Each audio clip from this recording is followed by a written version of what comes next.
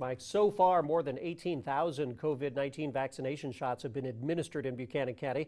And while that may sound like a lot, the county well behind other areas in getting their residents vaccinated. KQ2's Madeline McLean speaking to our local health department to find out why. The county's dismal vaccination rate, we are at 13%. Trails far behind the national and state average of the percent of the population that has received at least one vaccine shot. A major concern cited at last night's city council meeting when they discussed whether to keep or get rid of the mask mandate. I wish more people were taking their shots. We're at about 13%. It's not even at 20% yet. We probably should be a little higher before we look at completely doing away with this mandate. The St. Joseph Health Department says there's a number of reasons why this may be happening. Part of it has to do with vaccine availability. Director Deborah Bradley says that although there's been an increase in supplies locally, there's no residency requirement keeping it here.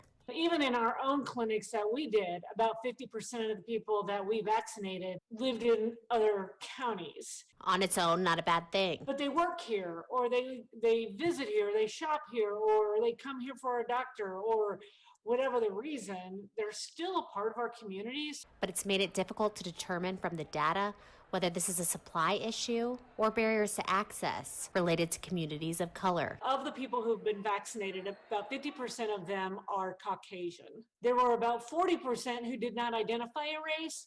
Or vaccine hesitancy. If it's hesitancy, she hopes the results will be enough to convince people to get it. There's been enough people, I believe enough people vaccinated in the United States and the world to show that this vaccine is safe. If it's supplies, the state is already making changes to its allocation formula, ones that will benefit Buchanan County and other counties at the bottom of the vaccination rate list. Originally, vaccine allocation was based on your total population. Now they are looking at your population that is eligible and not vaccinated, which with our number being 13%, it is estimated that we have a large number of people who are eligible and not yet vaccinated. Reporting, Madeline McLean, KQ2 News. A spokesperson at Mosaic Life Care is saying the wait list for their community clinic is minimal. All phases can now register for their vaccinations.